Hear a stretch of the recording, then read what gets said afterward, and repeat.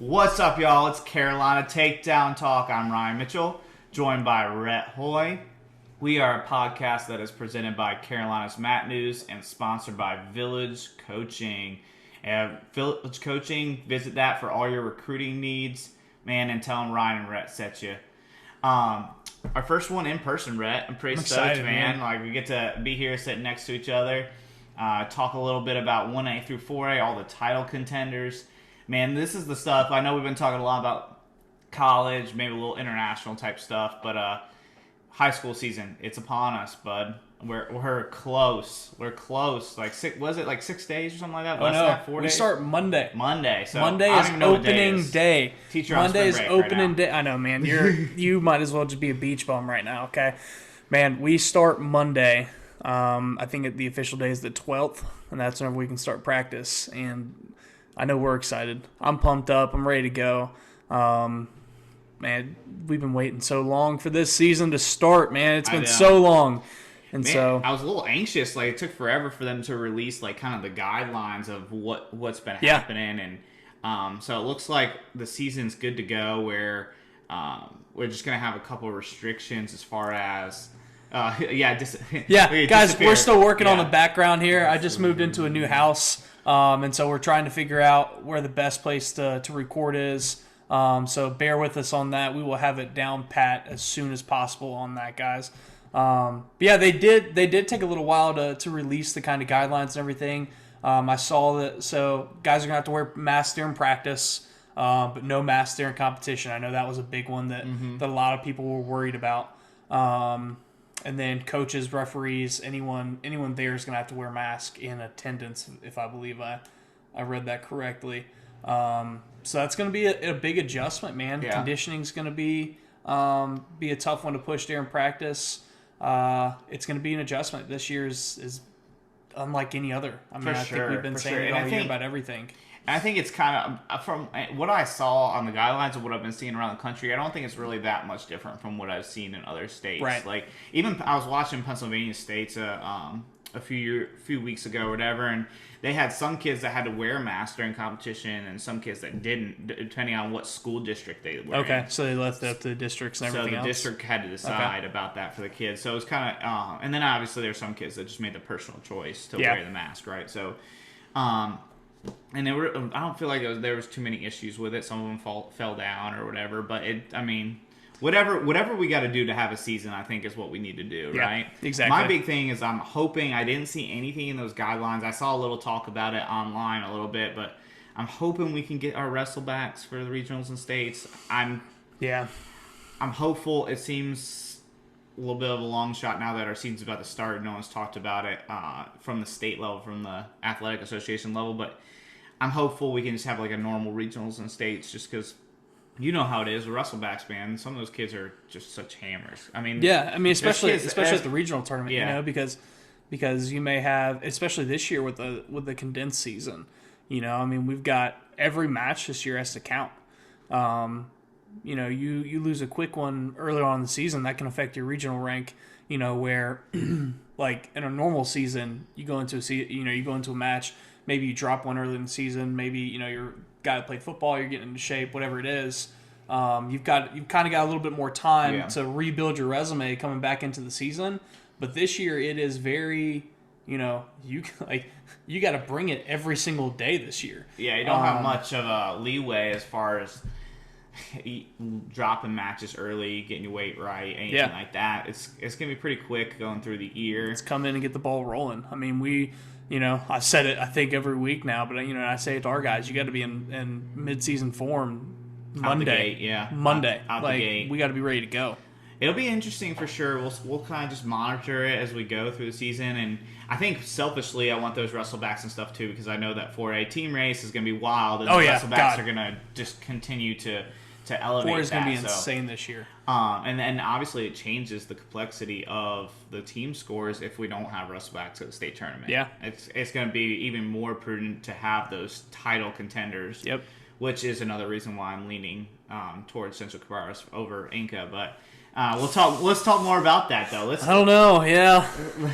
We'll see if I can sway Rhett. We'll see if by the he's gonna try. By the end of the episode, sorry, Coach Harris, man, you are amazing. Really believe in what you do in your program. I just like to give Rhett a hard time. He's gonna try, but I don't think he'll succeed. Okay, I believe in my guys. All right. All right. So let's go weight by weight and talk about all the title contenders. Now, Rhett, I want to preface this because I know I'm gonna leave somebody out that thinks they're gonna win a state title, and they just might. Right? Like, there might be a kid I don't mention, and they are state champ in June. And if I do, feel free to get mad at me and prove me wrong. That's fine. Yes, please. Like, I'm never going to take it personally. Just like the big board stuff, you guys email me and upset with how I did a ranking. I mean, Rhett gives me a hard time about them all the time. So and we do. And it doesn't bother me. That's your opinion. And I think I've said this on this podcast, too. Like, I see the world in a lot of gray, so I don't always think I'm right. I just I don't think that way. I like to hear other people's opinions and try to improve. So if I don't mention you, it's not because I don't think you're an awesome and great wrestler. It just might be because I think someone else is better currently, or it might be that you're an up and comer or put on a lot of work in the off season. You're going to jump levels over some of these guys or ladies that we mentioned. So. Like I said, if I'm prefacing this, I'm probably going to leave some people out there are going to win state titles in June. I think I got the majority of them, though. And but let's roll, Rhett. Really fast with that. Guys, we're a show that if y'all have feedback for us, let us know. Shoot us a DM, okay? If you disagree with something we say, if you're a coach and you think that your guy is going to be the best one, whatever it is, and you disagree strongly, or whatever else it is, let us know. Send us feedback. We love it. Like, that's why we do this. We do this because we love to talk about wrestling, and that gives us another opportunity to talk about wrestling. All right, so most of this list is going to come off of the ncmat.com. Okay, most of the rankings here, and so we're just kind of hit the top guys that look like, and girls that look like they're coming into this weight class. All right, if we'll get your weight wrong, let us know. We know that some schools kind of, in the past with dual teams, they kind of switch their lineup around, so they don't know, we don't know exactly where everyone's going to be. And this year, we haven't got to see a lot of preseason wrestling. We haven't got to see a lot of things like that, so we don't know where everybody's going, what weight everyone's going. Mm-hmm. So a lot of this is going to be guesswork, okay? So like we said, let us know on this if we get anything wrong. We're doing the best we can on that. And so this is going to be off the ncmat.com, the rankings they have there, and our personal opinion also. Yeah. Okay, so this isn't anything set in stone. This is what we think. We kind of took like a three-prong approach, right? So I do get some information from coaches, and they send me some stuff about who's going where with the big boards, and that kind of relates to like those top guys, and then a couple other information nuggets. So I took those, and we went to the NCMAT. We want to support our local rankings, right? So the ncmat.com with Coach Atwood and Kendall Nelson and all the guys that are ranking 1A, 2A, 3A, and 4A. We took some of the stuff that they've seen, since they get some of the information from coaches as well, where they've ranked guys. And then we kind of, like Brett said, we put our personal opinion spin on it. So let's talk 1A, right? Let's kick it off. And let's kick it off right here at 106. We'll just go straight through traditional style, not starting in the middle or anything. We'll go lightest to heaviest. On FRL, when I used to listen to, or I still listen to Flow Radio Live, but they always used to kind of joke and say "Nolf next topic." Yep. I kind of feel that similar about Heaven Fitch next topic, right? Yeah, 106. Let's roll to 113. Like, Heaven Fitch. I'm sorry. No disrespect to any 106 at 1A, but look, we got to go Heaven Fitch here. Yeah, that's it. Plain simple. She's the title contender this way. There is no one that is going to beat her at 1A 106, period. The end. 113, let's roll. Yeah, so we got Luke Wilson from Robinsville, runner-up last year to Fitch at 106. Then we've got Cody Lawson, who was a runner-up at this weight also last year. So we think that at 113 and 1A, that is going to be the matchup of the year. Those are the two top kids coming in, and it's tough to not see, an Avery kid instantly on there. And they got that Dogtown Wrestling Club right there. So I think that they'll probably have someone emerge, probably, if I had to guess. And I think Wilson's probably the favorite going into the year, because I think Cody Lawson from South Stokes, like you said, runner-up at 113 last year. Probably, my guess is we're going to see him move up to 120. 120, okay. Which will make him the front runner at 120. So two runner-ups at 113 and 120 kind of being the favorites heading in, which you kind of assume, right? Two guys that were in the finals last year, kind of taking hold of the weight classes. So I think those are the two guys. Wilson with Robinsville, Coach Odom doing big things, gonna probably be the favorite at 113, and then Lawson probably at 120 is the favorite there. So 126, we kind of got a couple guys. I don't think Ethan Shell is just going to move up one weight. My personal opinion is we'll see him up 2 weights at 132.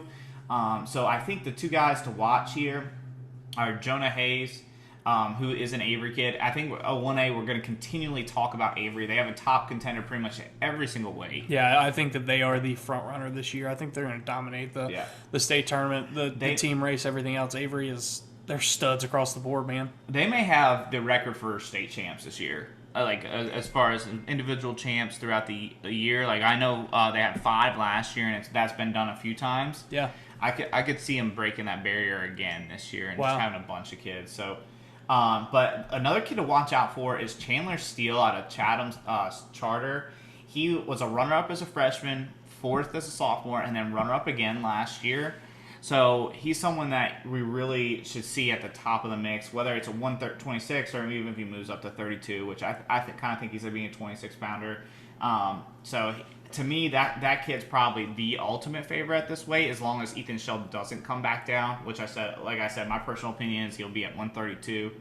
And speaking of 132 with Ethan Shell, if he is there, to me, he is head and shoulders. The favorite. Yeah. He's kind of not next topic like Heaven Fitch is, but he's head and shoulders above everybody else. And he's kind of proven that throughout his first 2 years, right? Yeah. The only kid he lost to at 1A was Christian Decatur, which we all know how good Christian is. So. We all know how good the Decaturs were. Yeah, so and still are. I'm so excited to see where the older one is. Yeah, we haven't had really an update about him in the transfer portal. The transfer portal D1 has been heating up as far as kids entering that. So I'm kind of interested to see where Timothy kind of ends up. I still, for whatever reason, I've leaned UNCP, and they're going to be a Decatur back-to-back type Decatur duo there. But we'll see. But anyway, moving up to 138, and Robinsville, you and I were talking just a little bit ago about Robinsville is just an awesome program. We really like Coach Odom. That Jaden Noel. There we go. Yes, he's just gonna keep appearing magic tricks. We're gonna figure it out, okay? And obviously that's bad radio if you're listening on Spotify, but it's fine. And but Jaden Noel, Robinsville, he was a runner-up 2 years ago, 4th place last year. Yep. Probably gonna be 138. I kind of saw a little bit on Facebook that he might be getting a little bigger, so we might see him move up more weights than that. But I think he finds himself probably about the 138 range. And if he does, definitely is a title contender. And then you can always look at Riley Garcia from South Stanley. He was 3rd as a freshman last year. So he's going to be in the thick of things right there as well. So South Stanley with Riley Garcia going to be in there. 45 is a tough one with Bennett from Mount Airy. Yeah, Bennett. Return champ. He's a stud, man. He was good, man. He's really good. Yeah. And I know he has been entering some of the off-season tournaments. I'll be interested if he stays 45. It kind of seems like he. I'm pretty sure a couple of the tournaments he entered, he was still at 45. Yeah. So, but then I wrote this article. I mentioned this last time on Patreon, and it's on my Patreon page that Tristan Adams from Avery is going to be a kid to watch this year. He didn't qualify last year, guys, and even though he's an Avery kid, that didn't qualify last year, that's one of the reasons I'm kind of picking him, is he's in that room with Ethan Shell and Jonah Hayes and Seth Blackledge, all those guys. He's going to continue to improve in that room, in that club zone. And then I really think his losses last year were to really tough kids. So he's going to be a kid, especially at this weight, he's going to go from non-state qualifier to finals contender right away. And then 152, Bradley Parker from Avery County was a sophomore runner-up last year. He was a sophomore runner-up last year for Avery County. I think he's kind of the front runner at 52. So I think Avery is kind of like our hinge right here, right? We've been talking a lot about their kids, and I said it just a little bit ago that they're going to kind of push for breaking that individual state champs barrier, but their lineup is one that we don't know a bunch about, so it's kind of we don't know exactly where everybody's going to end up, and I'm kind of curious about, hey, where is this kid going to go? It's, their lineup probably for me has the most question marks, and the one I want to know, like the one I want to know the most. I'm most curious about, just because I think their lineup has that record-setting potential, and especially depending on where people go. But Bradley Parker Vistage 52 is going to be the favorite by a long shot, in my opinion. And then 160, this kid, freshman state champ, Seth Blackledge. I don't know if he's going to end up there, if he's going to move up to 70. Like I said, we're a lot of questions for Avery's lineup. But obviously, he's going to start the year ranked number 1 as a freshman state champ. Looks really great at the state tournament. Or it could be, if Parker moves up, he might be the favorite here. Yeah. Yard Charter's got a kid, Bowles, that was 3rd at this weight last year. Lejeune has a kid that was 3rd at 152. I'm probably mess up your name, Alex. It's Alex Suzoko. Suzko. I could be completely wrong. Suzko, yeah, that makes more sense. We should have a segment of us just mispronouncing kids' names and butchering them. If I just pronounce them phonetically, then I'd be better off. But I just keep taking guesses out of nowhere, out of left field. I don't know. It's a little more interesting just to kind of throw it out there. But any of those guys, and then 170, you got Dalton Toe, another Avery kid. Every single weight, I feel like I'm like Avery. This year, 1A is. I mean, it's last year they ran it great. We had a duel last year with Avery that dude, they're solid from top to bottom. Every kid wrestles tough in every position. They don't have many holes. If they do have one, I don't know where it is. No, they're just really good. They've just really exploded. Honestly, I feel like it started with River Griffith. Yeah, remember, and him as a freshman. He set the pace. And then when he entered it as a freshman, and then it just slowly built, and all of a sudden, like Levi, this junior class that they have with Levi Andrews and Ethan Shell and Bradley Parker and Joe Jordan. We're gonna talk about him in a minute. That junior class is just stacked. Just stacked. It's just awesome to see. So I'm saying, I don't know if they have a hole. I don't know if they have one. Yeah, so good. It's tough. If Dalton Toe moves up to 1A-2, he technically, rankings-wise, would probably be the favorite. But if Cage Williams, I'm driving the You are the conductor of the Cage Williams hype train. You gotta get some more footage on him. Cage Williams, if he goes 82, which he's been going 82 this offseason, but I think he's good enough to go 182 or 195 and win the weight. So Cage Williams, to me, no matter what the rankings say, either weight will be the favorite. Yeah. So good. So good. Shout out to you, Cage. I'm with you on that one. His dad's a really nice guy, too, Jeremy. So shout out to you guys. But even no matter who goes that way, if Cage is there 82 or 95, I'm counting him as the favorite. And then we also have his teammate, Kyle Fink, at if he stays 195, and I know he wasn't terribly big this offseason. I know he got a little bit, just a little bit over 95, but really not huge. He was a runner-up at 220 as a freshman, and I think he just kind of went up for a variety of reasons, and he really wasn't 220, but he lost the finals as a freshman and then a state champ last year. You got to think he's a heavy favorite, whether he goes 195 or 220, just because he's proven it, right? He's proven for sure. I think lineup-wise, I think Cage would probably go 95. It looks like Kyle's probably going to end up going 20. 220, you think? Yeah, that's where I'm thinking. Coach Odom, hit me up and let me know. Odom, let us know. Give us the feed on that. But either way, I think if it's 82-95 or 95-220, I think you got to look at those two as the favorite back-to-back state champs. Which a lot of points right there too. Like it's just, and I think in a normal year where Avery wasn't as stacked as they are, you'd say, all right, Robinsville's going to win this thing or going to be right. Yeah, I would say it'd come down to Saturday night, I would say. Yeah, but Avery just has so many good kids. But Avery's it's gonna look like a dual meet. Yeah. I feel like in the state finals with Avery. I think Avery's going to have a kid at just about every weight, man. I mean, really, they're that good this year. They're that good this year. Of course, I don't know if they put every kid in the finals, but I think that they have the best chance of the whole tournament to do so. Yeah, they're going to have more in the state finals than any other team for sure. Do you think, and I know it's always a touchy subject with some people, do you think Avery's that good this year, or do you think 1A is maybe that weak this year? Because me personally, I think Avery can go into any classification, and I think Avery comes in and competes for a team title. I think Avery's just that good. I really do. I think Avery's just that good. Now, especially because you got to think, like, when people start doing the class argument, like 1A versus 4A, they don't really think about, like, pool of talent, right? Yeah. Like, if you go to a 4A school, they have a gajillion more kids than what Avery has. Avery's a small 1A school, right? So the ability to produce these kids at a school where you don't have that many options is incredible. And I think, honestly, I like you said, I mean, y'all wrestled, Anko wrestled them in a duel last year. They were really high out there. I think they were the highest placing North Carolina team at Holy Angels last year. If I'm not mistaken, they beat us. Yeah, I think they beat us at our Inca I think they did too, if I remember that result. And I'm pretty sure they did. And they were the highest play. I'm like almost 100% sure they were the highest placing North Carolina team at the Holy Angels tournament last year. So, regardless of classification, they can compete. Yeah. Period. And I don't think 1A, the rest of 1A is that far behind them.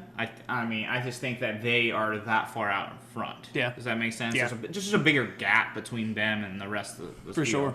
And then, I mean, Robinsville Coach Odom, we've talked about him a couple times last podcast, but just continuing to build. And so if we don't see Cage Williams at 95 and Kyle Fink at 220, I think the favorite is another South Stanley kid. So this is the third time I mentioned South Stanley in this podcast so far. And they have a 220 named Tony Rogers, and he took fourth last year at 220. And if he stays, which usually you don't see a whole lot of movement in that 220 heavyweight range, right? Like there's not anywhere to go. You sit there, you go, yeah. Yeah, and you don't, even if you start up there as a freshman, like you start off as a 215 pounder, right, as a freshman. Yeah.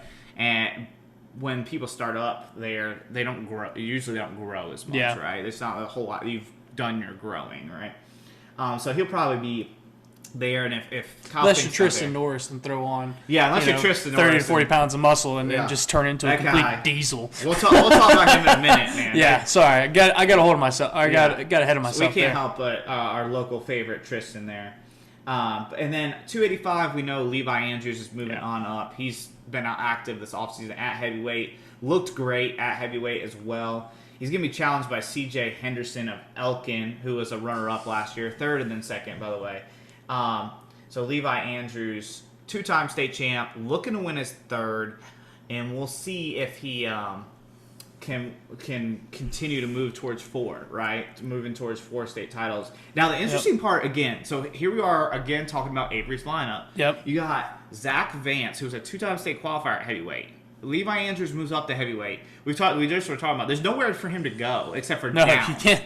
So I'll be interested to see if one of them, if Levi does try to get back down to 220, which from what I'm hearing, I don't think that's going to happen. Right. Or if Zach Vance has been working his way down in the off season as well, or they try to get him down, or if it's just, hey, Vance is on the pine pony, right? Like riding the bench. That's a tough one. I mean, they talk about it all the time in college. Like, there's going to be good guys on the bench, right? Yeah. So it might be what happens here, and then. To me, I might be unreasonably high on Joe Jordan. I have him pretty high on the big boards. I had him all the way at 2, and then I had to drop him just because we haven't seen him in forever. Yeah. But Avery's Joe Jordan, state champ as a freshman, injured last year. He got injured at Super 32 2 years ago. And where does he fit? Where is he at weight-wise? Where is he going to be in the lineup? For me, personally, I think you drop him in wherever. If he's a 126-pounder, he wins 126. If you drop him at 145, he wins 145.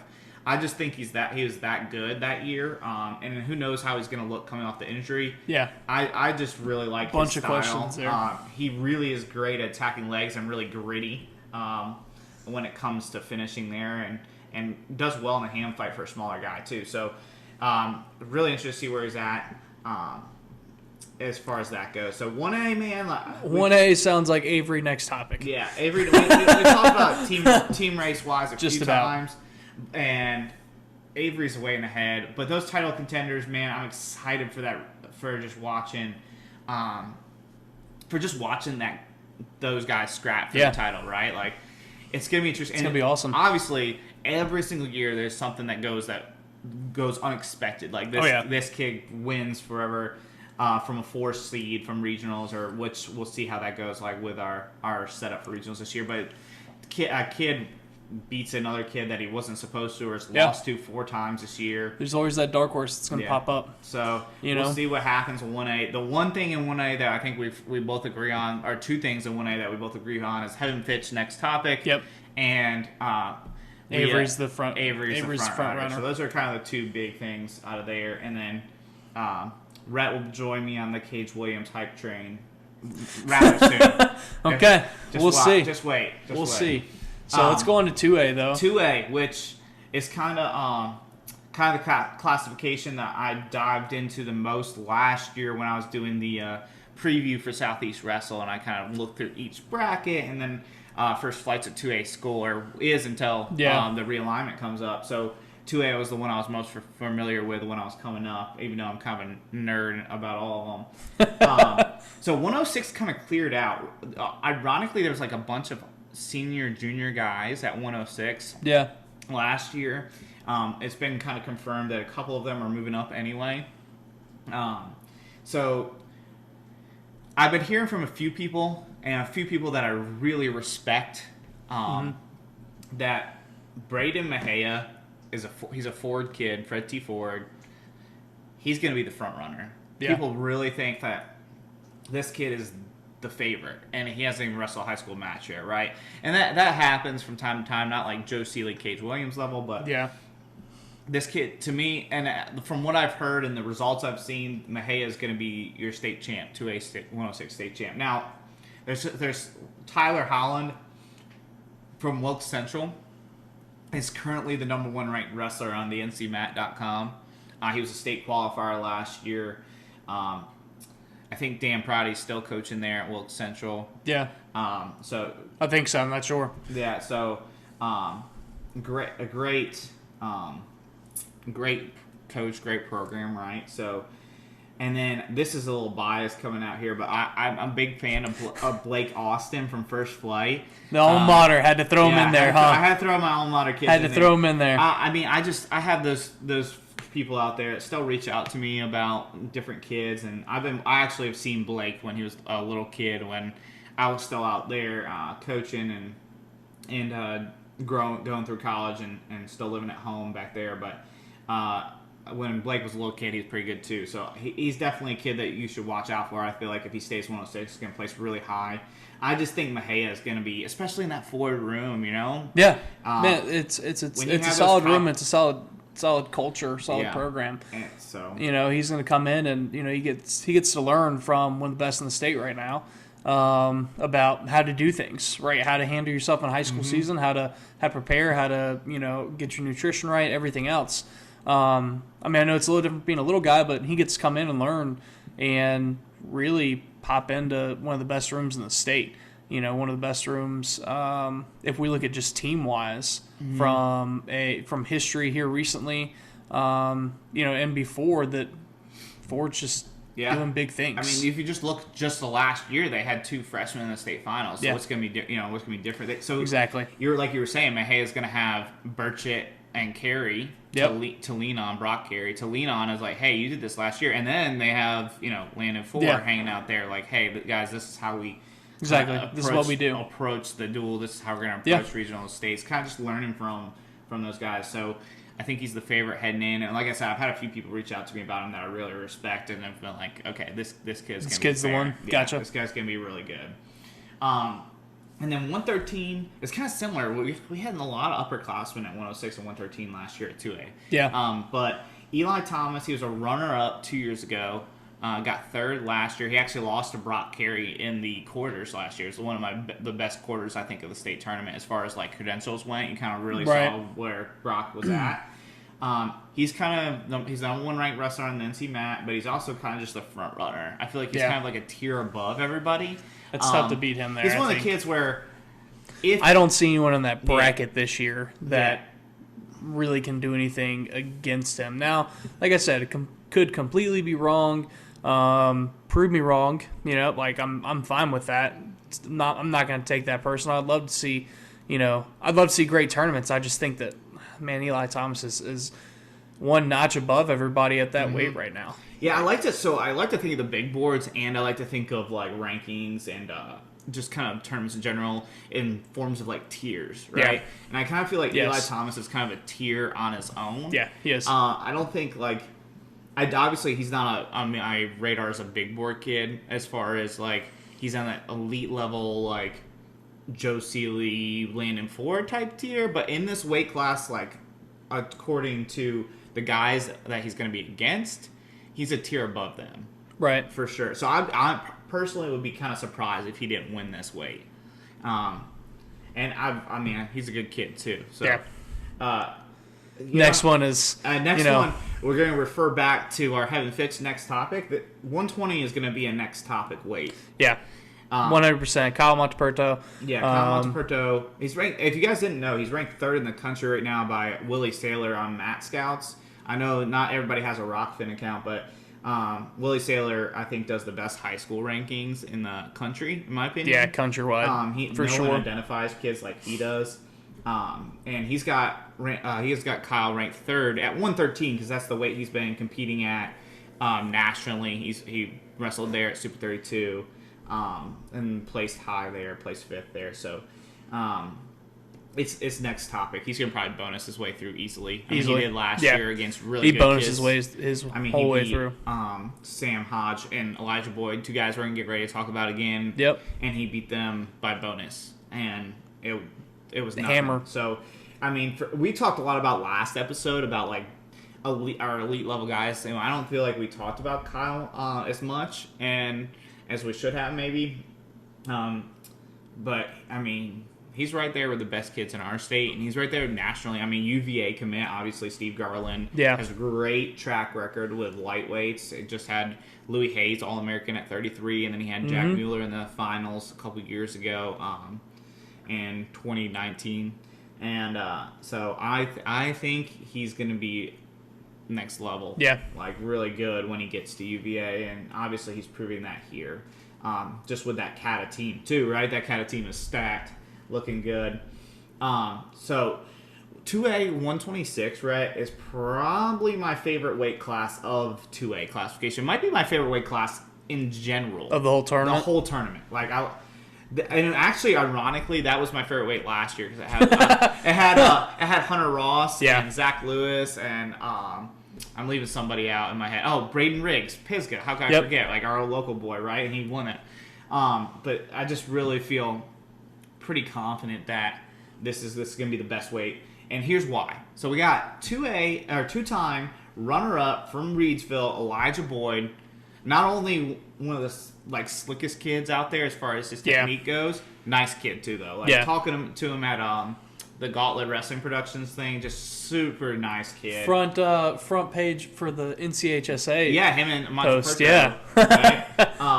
Elijah's great. The thing I like about him the most too is that he lets it fly. Like he goes out to score points. Yeah. Right, and he has some really slick stuff from his feet. Really exciting, right? He puts points on the board. So he's a 2-time runner-up. He lost to Monteperto last year. Lost to Zach Lewis from RS Central, who we'll talk about later, 2 years ago. So this year could be his year. I try not to root for kids over each other because I really like all of them, but he's a really great kid. We'll see if this year is his year. And then we were talking about Ford just a minute ago. Brock Carey, Coach Carey's son.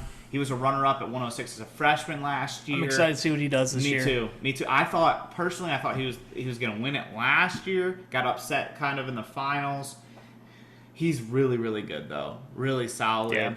All the Ford kids are, right? So just another kid that especially I kind of always err on the side of youth a little bit. just because I feel like that you make more jumps like freshman to sophomore to junior than you are as a senior. Yeah. Unless you're kind of one of those top guys like Landon Ford, Tristan Norris, or Kyle Montepertro. I feel like you're kind of get not stagnant, but the trajectory is higher for young kids, right? For sure. And so I think Carey's going to make a jump, especially with the room he's in, right? So he's definitely. So we got 2 runner-ups right away, and then you got Sam Hodge from Curry Tuck. Now this is obviously a kid that I hear some things about from being from the local area there. Curry Tuck's about 30 minutes or less from where my parents live, and his only loss last year was to Kyle in the state semis, and then he came back for third. Looked really good. Yeah. I know he's been wrestling. A lot of the Curry Tuck guys in that area, they all wrestle up in Virginia in the offseason just because it's a lot closer than going in and all that stuff. So I know he's been active there. Not many clubs down there outside the state, is there? What club is down everything's there? More spread out. So you have a couple, like,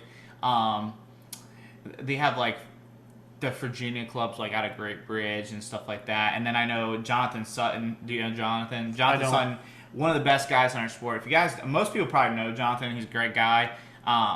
He's running a Pass Tank Wrestling Club with Coach King, and I know a lot of guys have been going there. He's a really great coach, but an even better person, and so I know some guys have been working out there. But the hard part about being out east is you got to travel a little further. Like everything here for us, like Inca from West Henderson's like 20 minutes at most, and right, and then we can get to Charlotte in 2 hours from where we're at. We can get to Boone in 2 hours and like 15 minutes or something like that. Out east, it's like you gotta kind of, especially from the Outer Banks, Curry Tuck area, you gotta travel like an hour to get to really a place like that. Yeah. So that makes a little difference. But he's gonna be really good too in this weight. And then a guy that not many people will talk about, even though he's ranked second right now in the NC MAP rankings, I don't feel like he's gonna get the love that Boyd and Hodge and Carey will get, is Langston Hoffman from West Lincoln. And you know, Coach Butch Ross is going to have those guys ready to go. He's got them ready to go. Man, I remember when I moved out here and we first wrestled West Lincoln, I was like, man, these kids scrap, right? Yeah. They're just tough kids. And Hoffman's no different. I feel like he's going to be right there to scrap with all those kids. He'll be in every match this year. Yes, I think even if he wrestles Boyd, I think he's in the match. Yeah, 100%. And that's big to say. It's a winnable. Every match for him this year is going to be a winnable match. Period. I believe that. And then under the radar a little bit coming to the state tournament last year, not under the radar anymore. Jordan Slossman, he was a state champ. He beat Carey in the finals. Yep. And he has been putting in the work in the off season. He's wrestled in some places. Kind of struggled with moving up a little bit of the weight, but not as much as people might say he has.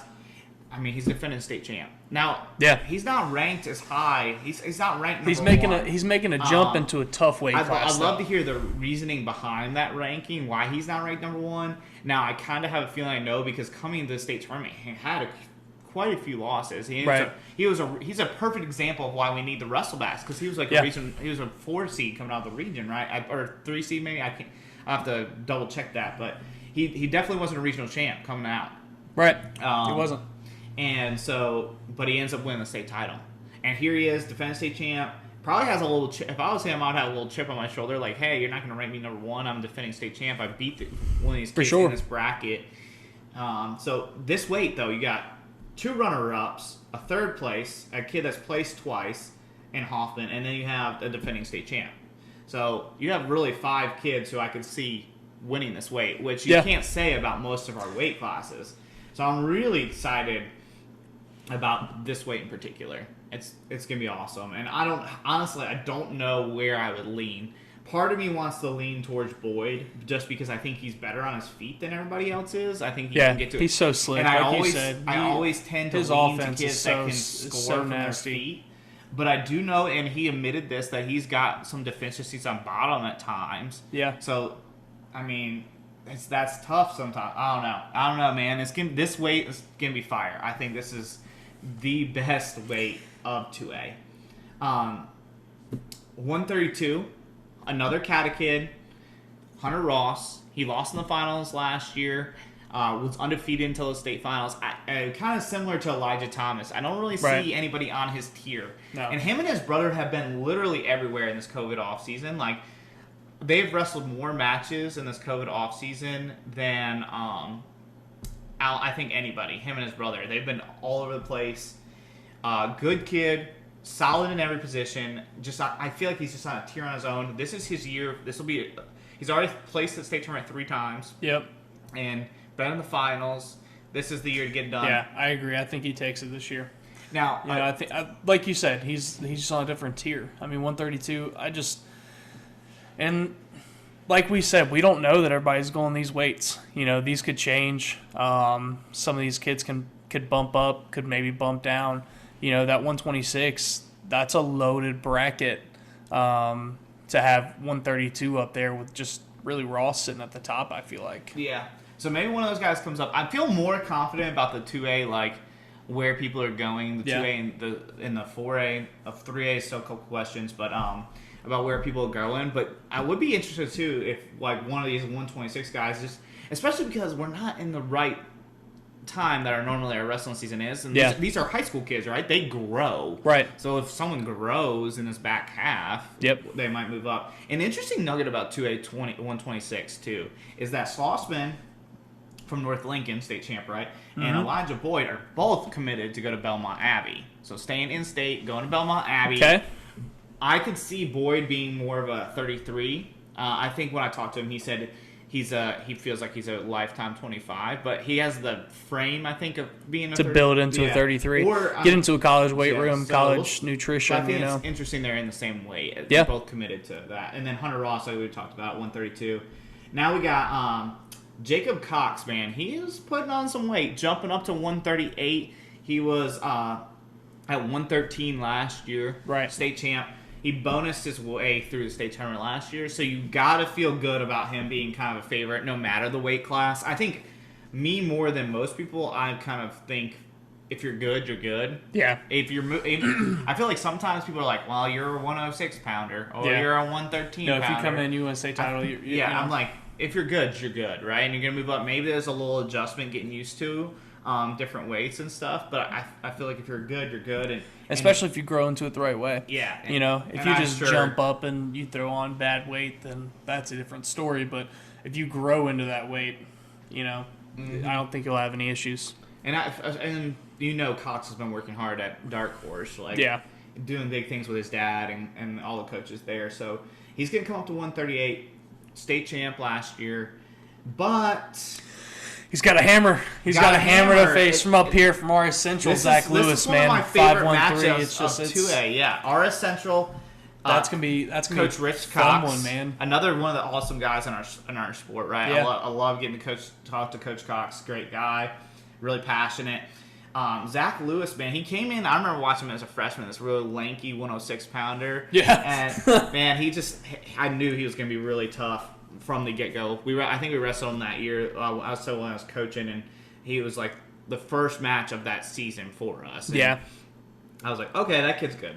And so he placed 5th that year, won it as a sophomore over Elijah Boyd, and then last year he lost to Hunter Ross in the quarters because he had lost to Braden Riggs in the final. So his only two losses at the state tournament last year were Riggs, the champ, Ross, the runner-up. So don't underestimate him. I feel like he kind of flies under the radar. I think someone put him as the dark horse on your poll. Yeah, and I think so. I don't know if I'd necessarily label him a dark horse in my mind, but I can see where someone's perspective would be on that because he doesn't get talked about a lot for being a state champ. Right, he doesn't. And I think he took a couple losses last year. He was one of the ones that had on there. I think getting a shout-out, Zach, from a teammate of yours, but I think your teammate's perspective is correct on that. I feel like you don't get talked much about. So it's definitely going to be an interesting matchup. And Coach Cox and Coach Rich Cox always has his kids ready. Yeah, those kids are goers, man. They're always tough to wrestle, man. Do not get tired. They don't, period. They don't get tired at all, ever. Now, 145 2A, we got Aiden Hyatt. Aiden was 3rd place 2 years ago. He got injured last year. He's on the big board because when he came back, he beat Maxwell Keel, who was a runner-up at 4A last year. and he has a win over Hunter Ross, which is obviously a really good win. And that was it's a big thing to have under your belt. 2 years. It was in the Conti semis 2 years ago, I think, at the state tournament. And so Aiden's going to come at 145, and it kind of works out for him that he kind of is a little bit of a tierish on his own as well. I kind of feel like he's the favorite. I don't feel like people have forgotten about him as much. People kind of message me a lot about him to remind me to keep me honest about him. So, Aiden, you got a lot of supporters, man, because they let me know about you. And I think that you're going to be the favorite there at 145. And then definitely, he was having a great year last year when he got injured. So I always kind of want kids to come back for injuries and do well. Kind of similar how I feel about like Joey Jordan. I want to see his success. Now the kid that could challenge him potentially is David Makeupson. He trains with Elijah Boyd. They're at School Hard Knocks together. Gotcha. They're partners. So he's one. He's at Trinity. So he's definitely one that could challenge Aiden. I think that's kind of your potential state finals matchup. I would say so. Now the only thing that could screw all these state finals matchups up is if they're on the same side of the bracket and have to meet in the semis. I always hate that. Like when Joe D'Angelo and T.D. Thurston, when they met in the semis, that was the worst, man. They were in the finals of the state tournament together the year before. And then it was D'Angelo's junior year and Thurston's senior year. They met in the semis, and that was by far the best two kids in the bracket. I lost my mind when I saw the brackets come out. And they had to wrestle in the semifinals. It sucks when that happens, right? Like, no, it does. When the best two kids are I wish we could figure out a way to kind of separate them, but then it's kind of just opinion based, right? Like, then you get into the whole seeding process we do it. I think it's more fair the way we do it. It just sucks when we get the semis being the actual finals sometimes. Yeah, which I mean, that's just one of those things that. We do the seeding off the regional tournaments and off where you place there, and it's where it falls. Yeah. And I wish we could figure out a way to fix that, but at the same time, it's tough. It happens, and sometimes the best two kids are in the same region. I mean, exactly. A lot of times at 2A West, I did a little breakdown for Southeast Wrestle like last year. I can't remember if Southeast Wrestle or it was for Frank and Carolina's Matt News, but 2A West has had like more than 5 champs out of their region every year since the past 8 years or something like that. And they've had 7 champs 4 times or something like that. So half the champs are coming from one region. Right. It's 2A West has been by far the most dominant region in the entire state in their classification for a while. And with Ford and West Lincoln and Maiden in there has been great. Newton Conover, amazing. Gosh, Newton Conover always brings good kids, man. RS Central's growing, I mean, Cox kids, those guys are ready to wrestle. So, it's just, they've been by far the most dominant region in the state lately. Yeah. Moving up to 152, it sounds like Jeremiah Price is going to be there, even though I think he could make 45, but I don't think he necessarily has to. Yeah. So it's one of those things that why cut if you don't have to. So he's the number 1 kid on my big board at class 2023. That sophomore class. I saw him with my own eyes, 6 feet away, beat Brady Ross, who was significantly bigger than him. Yeah. Not better, bigger than him. Hot take. No, he beat him, right? So, no, he's significantly bigger than him. And Price he has this really great single leg that he just gets to pretty easily. Yeah. And I think everybody by now has learned he's slick on his feet, man. I really lean towards kids who have good leg attacks. And then Price is really good on top, too, with his bar series, with his chicken wing series. Depending on what you want to reference is. Some people say chicken wing, some people say arm bar, whatever. He's good there, right? He's sneaky good there. So, and he proved it. He won a state title last year as a freshman at 145.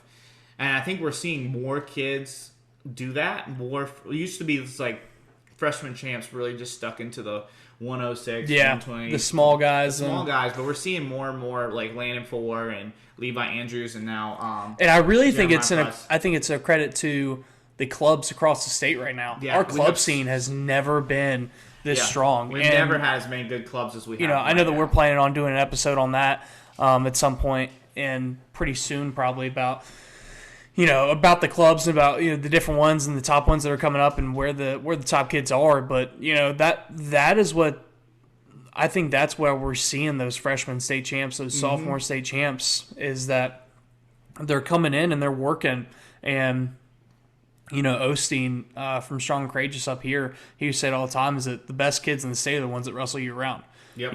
Yeah, and these clubs are giving these kids those options, and we're seeing it work out. We're seeing it, we're seeing the results of these kids putting in the work, and we're also seeing it from these kids having the best workout partners they can find. Yeah, not every school is as fortunate as Ford is and as fortunate as Avery is, and those top schools where their whole room is just hammers. Some schools you have 2 or 3 good kids, and then their high school practices, they're not getting pushed. Yeah. And so these clubs are really letting them come out and chase the best kids to work with.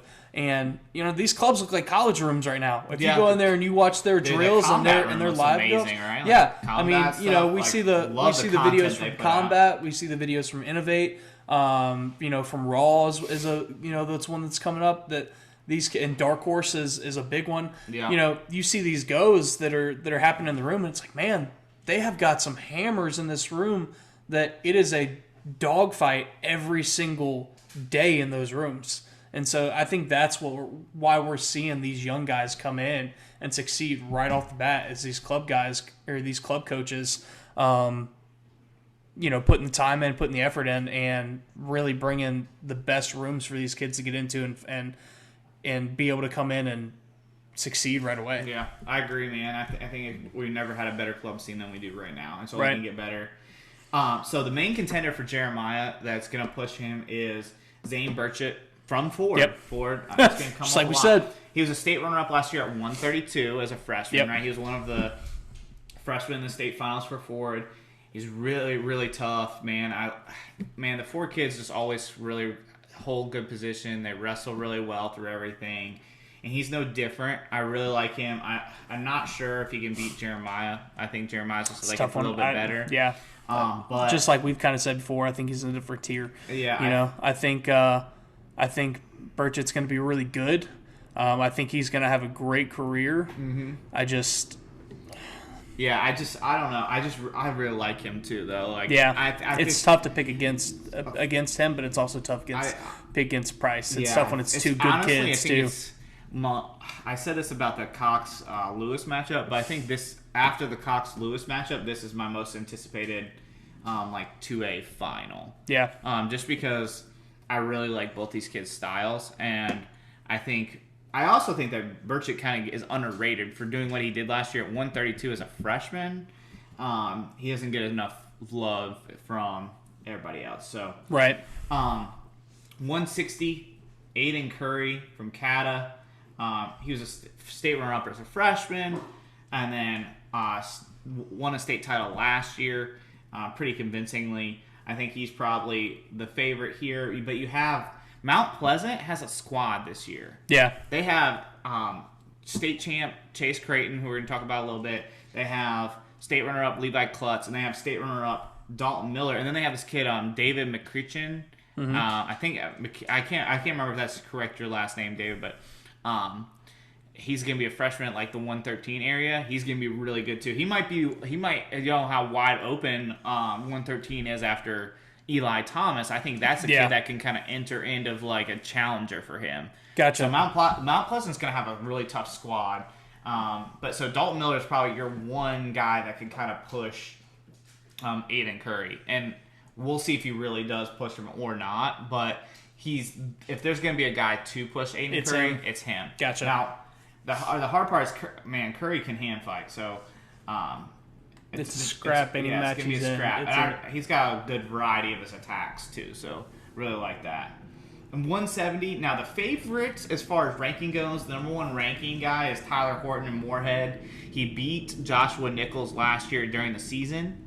Who Joshua Nichols, Newton Conover, 2-time state champ, but they lost to him in the finals. So I may be kind of underrating Horton, but I really like Brady Ross. From Cata. From Cata. Now, as I mentioned, him and his brother have been everywhere this offseason, getting better, whereas some places. Brady Ross is really good at scrambles. Like, he started off his freshman year as a 132-pounder. Now he's up at 170. And I think that kind of helps him with his style. He's got a great low single. He's quick. He scrambles really well. He's sneaky good on top. I think that, to me, I'm picking Brady Ross when it comes to this weight. Right. He's the guy to beat to me. Even though Horton probably should be the favorite. I mean, he's already made the finals. He was a runner-up last year, beat the guy that won the weight, right? And then, but I just think Brady Ross's style is going to be one that gives him fits a little bit. And I just think Brady Ross is in that room too, and training at C2X all the time. Yeah, is going to just continually get better. And then there's a guy that you don't want to catch like too much flack for leaving out, because I saw him live and in person giving fits to Caden early, and that's David Varner for Providence Grove. David Varner is going to be solid this year. He's strong. He can really stifle guys. He has big move potential. So he's definitely one that Horton or Ross does not want to overlook at all. So those are the kind of like your top three guys. I'm going on the record. I'm going to pick Brady Ross. I'm going to say he's at the end of the year your state champ for sure. There we go. I'm just going to throw it out Bold there. take on it. Bold take, but sorry to other guys. If you prove me wrong, that's fine. But Brady, I'm taking you, man. Let's go. 82. We've got, another. We're gonna throw it back to Evan Fitch, and we're gonna throw it back to FRL. Is that Landon 4? Next topic. Yeah, I want to see him win his 4th title. We've been talking about him. Nice kid too. Coming off an injury, we'll see how he I know how he recovers on injured, that. But, yeah, been seeing him post some stuff. Looks like he's coming back. Yeah, movement looks good. So. Attitude looks like he's there. He's got the mindset for it. I really hope he does it. I think it is going to come down to how much mobility he has when he comes back. That's a tough injury to come back from, but we'll see how it goes. I still think that there's nobody 1A-2 to touch them. Nope. I mean, he's on a tier of his own. I think. Yeah, I think he goes up into 195 and 220, and I think he wins it. Yeah, same. I think whatever he goes, I think he wins goes 182. Yeah. And he told me that he could see himself as a college 165 too. So he's not really cutting weight to make 82. Right. But that goes back to in high school. If you don't need to. Yeah. Especially during the season for that extended cut. I think for him too, like the makeup of the weight is going to help. There's not really a huge challenger that's going to kind of push him. So maybe it could help him ease back in. I just think that. I mean, I said this last year. I think he's just going to win. Yeah. Just straight. Landon 4, next topic. Yeah. 195, we've got another Mount Pleasant kid, like you said, Levi Klutz. Yeah, man. He's hammer. I think I said this a couple months ago when I came on the big board. I probably have been underrating Levi because he's been racking up some wins in the offseason that are pretty good. So... And he barely lost last year to Sakari Morrison, who all he did was a Super 32. So Levi Klutz is the favorite coming in, runner-up at this weight last year. Trains at Dark Horse, going to continue to get better. Now the Stephen Campbell from Surrey Central, he was the one guy who pushed Landon 4 last year. It was 7-6 in the semis, and then he took third. He came back, got third. So. If you were pushing Landon 4, you got my attention, right? Yeah, you got our attention at that point. I don't think anybody touches Klutz, man. He's he's so good, and like you said, coming from that Dark Horse room, he's a hammer. And then it's somebody we don't want to leave out, but I do think that it's going to be Campbell and Klutz here. But Raheem Jones, from North Pitt, coming up, it's just it. I don't see anybody touching Klutz and Campbell, man. See, I kind of had a little bit different take. Really? Okay. Now, Raheem Jones, he got 5th at 182 as a freshman. Gotcha. He was injured last year, right? He got injured really late in the season. Coach Chris Young, shout out to you, man. This kid's good, man. I honestly said this, I think, about a month and a half before the season ended last year, that I thought he was the one guy that could push Landon 4 or matchup wise. Wow. Matchup wise, and when I say push Landon 4, I mean like kind of give him be in the match. I think Raheem Jones kind of presents matchup problems for Klutz and for Campbell. Gotcha. So for me, I think he's in the thick with those guys. I would not be shocked if he's the one that wins the state title. I have big expectations for him as far as that goes. I mean, when you place really high as a freshman at a big weight like that, it kind of jumps out to me. But just hearing things I have about him and seeing some of the film I have, I like this kid. I like this kid a lot. He's definitely in the thick. He's only him and Jeremiah Derby are the only freshmen to win East Regional titles, 2A East Regional titles in the past 6 years or something like that. So, and Jeremiah Derby, 2-time state champ, right.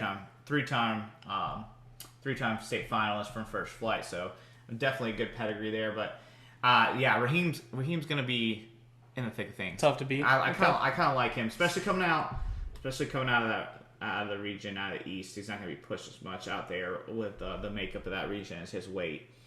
So 220. Now this is a match. This is a kind of interesting weight here. You have Chase Creighton. Yep. And Jaron Greer. So Jaron Greer, Ashe County kid. He was the favorite going to the state tournament last year. He was my pick going to the state tournament last year. And I think if you would have polled people who had kind of paying attention to 2A, they would have agreed with me. And then Chase Creighton just went ahead and had himself a dang tournament and came out from not winning regionals to winning a state title and looking great doing it. And he's been training with Levi Klutz and doing the dark horse thing and looking good. He's wrestled a little bit of heavyweight, but he's going to be back down at 220 for the year. And but I mean, as the returning champ, you kind of think he's the favorite. But man, Jaron Greer, I'm telling you, that match, it's gonna be a tough one to watch. That's gonna be a good one. It's gonna be a good one. And then you have Cole Clark, who was the finalist opposite Landon Floor last year, Newton Conover. So he's bumping up 2 weights. Bumping up 2 weights, going to be there. So 2 state runner-ups and a state champ in this weight. Not a bad weight right there. No, so that'd be a fun one to watch. I'll be interested to see what he looks like up 2 weights at 220. You know. Yeah. I mean, Tristan Norris, we talked about him earlier. He made that transition and looked even better. So we'll see what Cole Clark looks It's all about how you put it on. You know, especially sure. It's all about your nutrition. If you put the muscle on. And just growing into that weight, not putting it on bad. But then at heavyweight, we have got one of my favorite ones.